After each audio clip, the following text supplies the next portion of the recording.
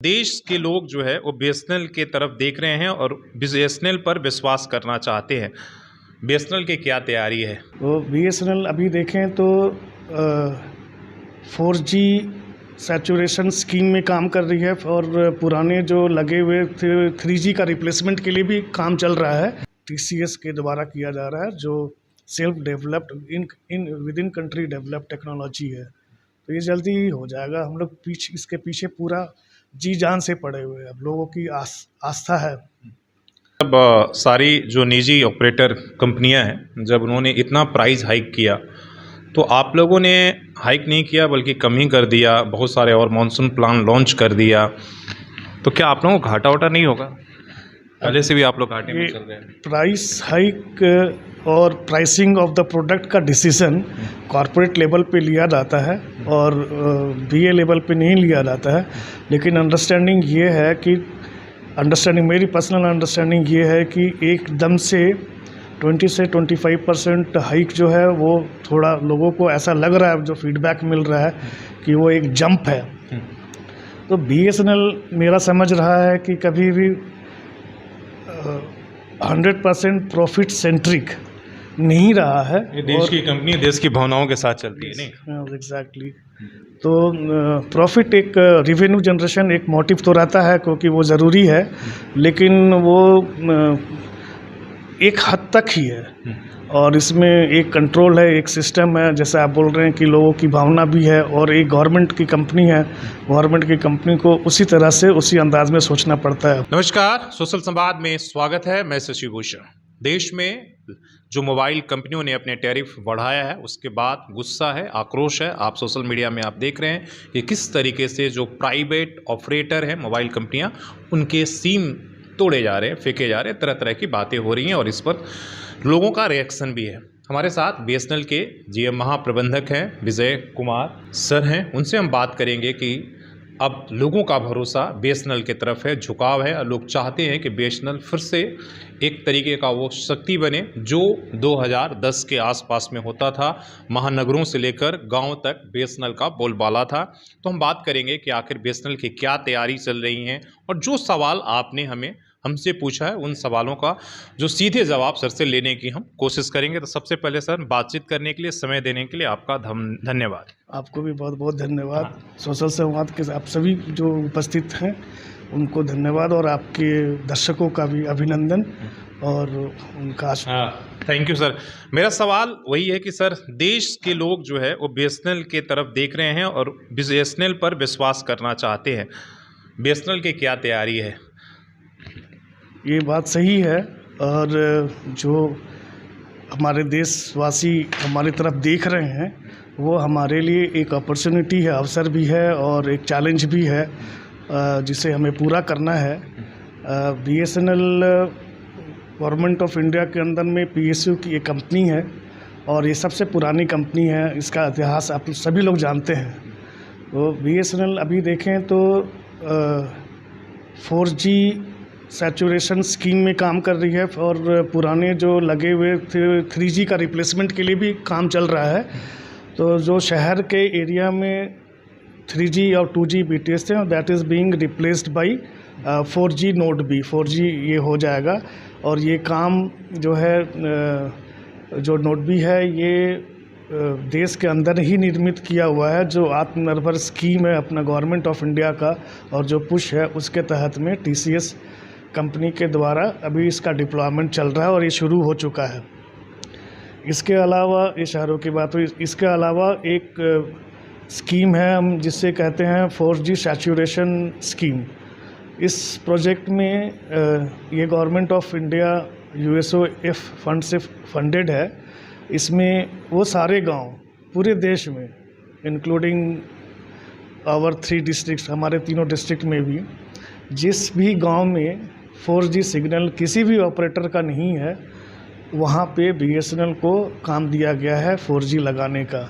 और इसमें भी वही नोड B जो है वो TCS के द्वारा जो आत्मनिर्भर स्कीम में टेक्नोलॉजी डेवलपमेंट किया गया है उसी का डिप्लॉयमेंट है। तो इसका मतलब ये हुआ कि BSNL शहरों में भी 4G का डिप्लॉयमेंट कर रहा है, और जो डार्क विलेजेस कह ले जो 4G से आच्छादित नहीं थे, वो सरकार के, भारत सरकार के माध्यम से वो सारे गाँवों में 4G से आच्छादित करने का प्रोग्राम चल रहा है। इसके तहत में करीब 250 से ज़्यादा टावर लगाए जा रहे हैं। करीब 180 के आसपास में टावर लग भी चुके हैं, और उनको जोड़ने का काम और वहाँ फर्दर इंस्टॉलेशन का काम चल रहा है। मेरा सर सवाल ये है कि जब सारी जो निजी ऑपरेटर कंपनियां हैं, जब उन्होंने इतना प्राइस हाइक किया, तो आप लोगों ने हाइक नहीं किया बल्कि कम ही कर दिया, बहुत सारे और मॉनसून प्लान लॉन्च कर दिया, तो क्या आप लोगों को घाटा वाटा नहीं होगा?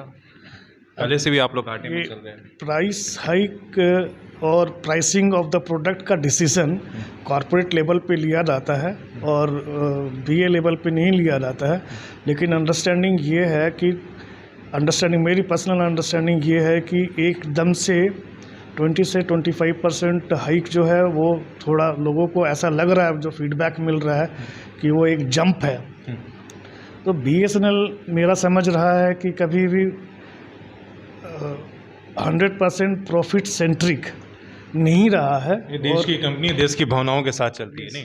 एग्जैक्टली। तो प्रॉफिट एक रिवेन्यू जनरेशन एक मोटिव तो रहता है, क्योंकि वो ज़रूरी है, लेकिन वो एक हद तक ही है, और इसमें एक कंट्रोल है, एक सिस्टम है। जैसे आप बोल रहे हैं कि लोगों की भावना भी है, और एक गवर्नमेंट की कंपनी है, गवर्नमेंट की कंपनी को उसी तरह से उसी अंदाज में सोचना पड़ता है। जैसे मुझे याद है पहले के समय में, जब इनकमिंग कॉल पे भी 20 से 22 रुपये पर मिनट चार्जेस लगता था, तो उस समय BSNL के होने की वजह से इस सर्विस में ये सारा चीज़ दूर, ये सारा त्रुटि जो है अपने टेलीकॉम सेक्टर से दूर हुआ। तो participation of BSNL is very essential. BSNL का होना बहुत ज़रूरी है, BSNL का अच्छा होना बहुत ज़रूरी है। ये देश हित में है, ये टेलीकॉम सेक्टर के हित में है, और ये लोगों के हित में है। मेरा सर सवाल, एक तरफ हम जब BSNL को देखते हैं कि जब इस देश में संकट आता है, बाढ़ का हो, समस्या हो, युद्ध हो इस देश में, या कोई भी ऐसी ऑपरेशन हो, उत्तरकाशी के टनल में फंसे हुए लोग हों, जहां कोई नेटवर्क नहीं पहुंचता हो, वहां BSNL को काम दिया जाता है, और BSNL बखूबी वो काम, जिम्मेदारी निभाती है। फिर जब शहरों की बात है, बाकी जहाँ सब ये मोबाइल सेक्टर में, वहाँ क्यों पीछे रह जा रही है? क्यों वहाँ नेटवर्क, जबकि उस क्षमता है, सबसे ज़्यादा नेटवर्क आपके पास है, सबसे ज़्यादा टावर आपके पास है, सबसे ज़्यादा संसाधन आपके पास हैं, आज भी है इस देश में, कहाँ दिक्कत हो जा रही है? लोग ऐसा। मैं अभी से 1.5 साल पहले उत्तराखंड में था, तो वहाँ पर मैंने कई बार ऑब्ज़र्व किया, और वो काफ़ी न्यूज़ में भी आया था कि काफ़ी डिफ़िकल्ट जगह पे और आपदा के समय में BSNL का नेटवर्क जो है, जो 2G नेटवर्क था, वो लोगों के जान बचाने में काफ़ी सहयोग हुआ उससे, और लोग काफ़ी खुश थे। यही नहीं, जो वो एरिया हमारा इंटरनेशनल बॉर्डर भी है, चाइना का बॉर्डर है, नेपाल का बॉर्डर है, तो उस बॉर्डर एरिया में भी जो डिफ़िकल्ट कंडीशन में, तिब्बत के डिफ़िकल्ट कंडीशन में जहाँ पे काम करना बिल्कुल मुश्किल है, वहाँ पर भी नेटवर्क जो है BSNL प्रोवाइड कर पाता है, और वो करता है। और वहाँ पर भी डेटा सर्विसेज मुहैया कराया गया है, क्योंकि वहाँ पे जो जवान हैं और जो फ्रंटियर पे रहते हैं, उनको अपने फैमिली से कनेक्ट होने के लिए और वीडियो करने के लिए एक काफ़ी महत्वपूर्ण होता है, क्योंकि वो इतने दूर में है, देख लेंगे अपने बच्चे को, परिवार को, तो वो काफ़ी होता है। तो हमारे से भी कई बार उनका इंटरेक्शन होता था, जो बहुत ही डिफ़िकल्ट केसेस जगह था, वहाँ पर VSAT से BSNL उनको कनेक्टिविटी प्रोवाइड करता था। और शहर के अंदर में ये गवर्नमेंट कंपनी है, 4G प्रोडक्ट लाने में थोड़ा लेट हुआ, और प्राइवेट कंपनी की अपनी स्ट्रैटेजी होती है, तो और उनका फ्रीडम भी होता है। अच्छा, 4G कब तक आ जाएगा पूरी तरीके से? ये है कि 4G का डिप्लॉयमेंट सिटी में, और जैसे मैंने बोला गांव में भी वो शुरू हो चुका है। टावर कंस्ट्रक्शंस गांव में मैंने बताया 190 के करीब में हो गया, उसकी टेस्टिंग चल रही है। और शहर में भी डिप्लॉयमेंट का काम, सिटी में भी डिप्लॉयमेंट का 4G का काम भी शुरू हो गया है, और कुछ साइट्स अब रेडिएट भी करने लग गए हैं, उनकी टेस्टिंग चल रही है। और जल्दी ही सारे सिटी के सारे साइट्स को रिप्लेस कर दिया जाएगा। और ये काम मैंने बताया कि टीसीएस के द्वारा किया जा रहा है, जो self developed in with in country developed technology है। तो ये जल्दी ही हो जाएगा। हम लोग इसके पीछे पूरा जी जान से पड़े हुए हैं। अब लोगों की आस्था है और जो उनका जो आशा है वो पूरा करना है। एक सवाल सर, लोग कहते हैं देखिए जिस तरीके से इस दौर में, हालांकि वो सवाल कि भाई जितनी भी पब्लिक सेक्टर की कंपनियां हैं ये धीरे धीरे धीरे घाटे की वजह से निजी हाथों में चल गया, लेकिन इस देश में बीएसएनएल को रखना, कितना जिंदा रखना या बीएसएनएल की कितनी ज़रूरी है, और क्यों वो विश्वास देता है कि भाई बीएसएनएल जो है कभी वो नहीं होने वाला है, प्राइवेट की तरफ नहीं जाएगा, इसलिए कि उसको सरकारी हाथों में और उन्हीं लोगों के बीच में रहना जरूरी है। जहाँ तक हम लोगों की समझ, मैंने एक एग्जांपल दिया था कि जैसे सेक्टर में मोनोपोली नहीं हो जाए, हाँ, मोनोपोली नहीं हो जाए और सिर्फ 2-3 ऑपरेटर मिल करके टेलीकॉम सेक्टर को फिर यूज करना भी आम आदमी के लिए बहुत मुश्किल हो टेलीकॉम जाता है। सेक्टर पे पूरा कंट्रोल ना कर लें। इसलिए हेल्दी कंपटीशन के लिए एक ऑपरेटर जो गवर्नमेंट के साइड से हो, पीएसयू के साइड से हो, वो ज़रूरी है। सेकेंडली कि ये एक स्ट्रैटेजिक, टेलीकम्युनिकेशन एक स्ट्रैटेजिक चीज़ है। आप एक सिचुएशन पे इमेजिन कर सकते हैं कि अगर किसी भी तरह से, मुझे नहीं पता, लेकिन अगर कुछ कॉम्प्रोमाइज़ होता है तो फिर काफ़ी नुकसान हो सकता है। और इसी वजह से बीएसएनएल और बीबीएनएल सिक्योरिटी, जितना बॉर्डर एरिया है और सिक्योरिटी से रिलेटेड चीज़ है, वहाँ पे बीएसएनएल ही प्रोवाइड करता है। इनफैक्ट एक आर्मी के पास में जो स्पेक्ट्रम था, उस स्पेक्ट्रम को बिजनेस यूज़ करने के लिए उसको सरेंडर करना पड़ा, तो उसके लिए आर्मी के लिए एक ऑप्टिकल फाइबर का नेशन वाइड नेटवर्क बनाया, कंस्ट्रक्ट किया गया और ये काम बीएसएनएल को दिया गया, क्योंकि ये आर्मी से रिलेटेड चीज़ है, ये बीएसएनएल ही करेगा। बीएसएनएल कैपेबल तो है और क्रेडिबिलिटी भी है, और ये बेसिकली गवर्नमेंट है, मतलब फॉर पब्लिक है। पब्लिक है, और इसलिए जब आप देश की बात होगी तो बीएसएनएल की ही, आप जैसे सर ने एग्जांपल दिया कि जब आर्मी के लिए काम करना हो या कोई भी है इस देश की सेफ्टी और सिक्योरिटी की करना हो, तो बीएसएनएल की तरफ ही देखना पड़ता है। तमाम कितने भी हम 5G 6G और कितने जी आ जाएंगे, लेकिन इसके बाद भी हमें विश्वास आपको उधर ही करना होगा, इसलिए कि आपके पास उन प्राइवेट जिन कंपनियों का सिर्फ एक ही लक्ष्य है, मुनाफा कमाना, जो फ्री से शुरू होकर और आज